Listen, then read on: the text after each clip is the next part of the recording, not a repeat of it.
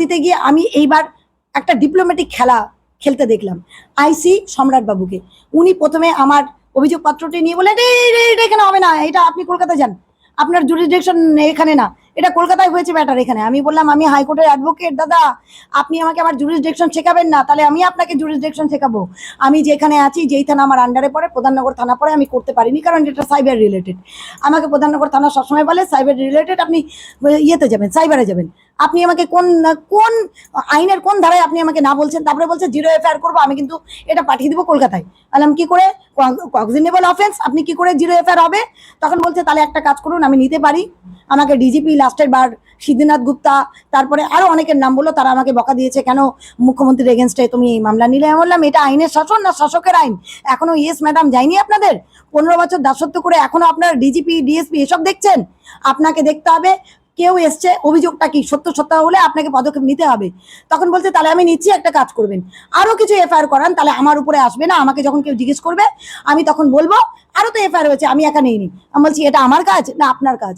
একজন করুক আর 100 জন করুক, ব্যক্তি বিশেষ করুক আর ব্যক্তিবর্গ করুক, অপরাধের কোনো জাস্টিফিকেশন হয় না। অপরাধের একটাই সাজা হয়, ভারতীয় ন্যায় সংহিতা হিসাবে তাকে আইনের আওতায় আনা।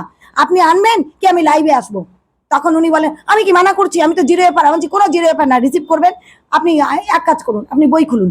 উনি তখন বিএনএস পড়লেন, সমস্ত ধারা পড়লেন, রিসিভ করে দিলেন। আবার কি বললেন, আপনি কিন্তু তাড়াতাড়ি করবেন না, আমি কিন্তু তাড়াতাড়ি এটাকে কনভার্ট করতে পারবো না। আমি বলছি দেখুন আপনার কি করার আপনি করুন, আমি এসপি সিপি, আমি হচ্ছে কালীঘাট ওসি, আমি ডিজিপি, কাকে কি ট্যাগ করতে আমি করব। আর হাইকোর্ট খুললে আগের এফআইআরটা যেটা আমি 25 তারিখে করেছিলাম, আপনারা জানেন হিন্দু ধর্মকে গন্ধা ধর্ম আর মুসলমান জনগোষ্ঠীকে দিকে হিন্দু ভোটারদের ভয় দেখানো, যেই কাজটা উনি সংগঠিতভাবে করে আসছিলেন, তাই নিয়ে আমি একটা সুনির্দিষ্ট ধারা এফআইআর করেছিলাম। আমি বলেছি তাহলে এই 7 দিন হয়ে গেল, তার আপনি কি বিরুদ্ধে কি ব্যবস্থা নিয়েছেন, এখনো কেন উনি আইনের আওতায় আসেনি? এই দুটো নিয়ে আমি হাইকোর্টে যাব, তখন আপনাকে আমি হাইকোর্টে ডাকবো। তখন বলছে আমার উপরে আপনি চাকরিটা আপনি খাবেনই, আর আমার উপরে আপনি চাপ নেবেন। বলছি চাকরি আপনার কে খাবে?